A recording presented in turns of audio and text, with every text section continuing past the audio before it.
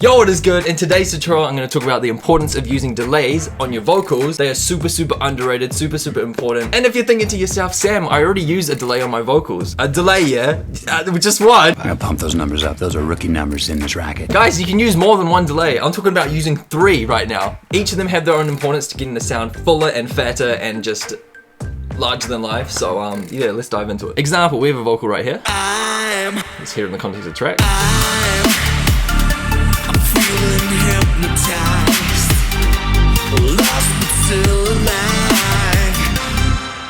It's decent, it could be better, with delay. Now, that's the first instance of the delay is kind of going to be like a slapback effect. This was really common throughout the 80s. I'll play a couple of examples here. All around, it gets in. Welcome to your life. And typically with the slapback delay, you're pretty much adding additions to your vocals with a really short time value, so your vocals just sound a little bit fuller. Isolate this vocal. I'm going to turn on time settings. I'm going to bump this down to, I reckon around 80 to 120 works well. If it's 30, it sounds too metallic, so we don't want that. I'm going to turn off this left and right link and back into time. This is kind of going to be like a Haas effect. We're going to have a difference in delay between left and right. So you can see instantly the vocals sounding fuller, and we can dial this in further with this frequency band right here. And dry wet.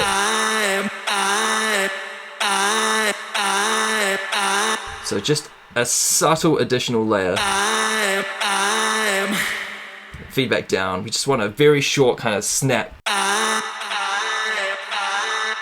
Maybe a little bit less. There we go. I'm feeling hypnotized, lost but still alive. Can you see the molten light? Typically with this, I want to just have it in like the high mids. Don't want it super high in frequencies, otherwise the sibilants or whatever that word is, the sharp S sounds are going to get duplicated and it's just going to sound gross. But yeah, that is our slapback. And if you don't know what this little kind of curvature thing we got going on here, that is essentially the EQ for the delay. So all the frequencies inside the curve will be played, all the frequencies outside like here and here won't be played. So it's really helpful if you want to add character to the delay by restricting some frequencies. Rather than just having it fully open like that, you can like narrow in on specific frequencies, like just having bass echoed or just having high frequencies echoed or mids echoed, etc, etc. Next one's traditional kind of ping pong delay on like 2, 3, or 4.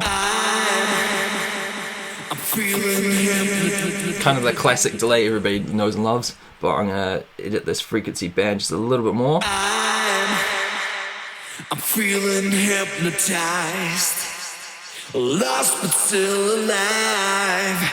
Can you see the molten? Just thickens that up, adds the left and right, makes it wide, which sounds sick. That's pretty much that one. And the last delay is going to be on a longer value, and we can typically automate this to fill in the gaps in between our vocals. For example, in here, in here, in here, etc, etc. I reckon 8 works really well with this instance, and I'm gonna have a really sharp kind of frequency band Q, EQ kind of sound for this one. I just want it to be kind of like an echo that just comes in subtly. So I'm gonna play this and I'm gonna work the dry wet. I'm feeling hypnotized, lost but still alive.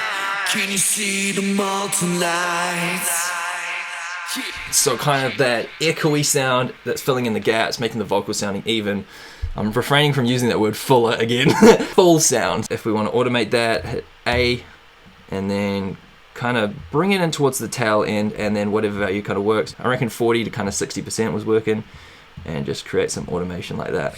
I'm feeling hypnotized, lost. So with all that being said, this should take our vocal from decent to full and epic. Probably should do it before and after. I'm feeling hypnotized, lost but still alive. Delays are getting a little bit drowned out in the mix because so many other elements are going on, but I could definitely hear this last kind of one. Can't really hear the slapback one and need to up this one, so that's what dry wet values are for.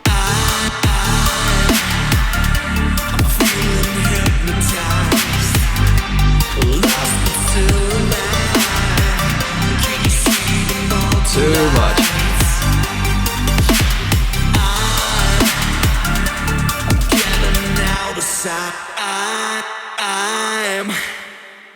I'm feeling hypnotized, lost but still alive.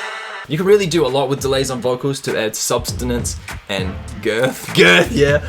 Great choice of words. You watched the tutorial, so you know exactly what it sounds like, what I'm trying to say. So next time you're gonna use delays on your vocals, you're just gonna use one, or you're gonna use 10?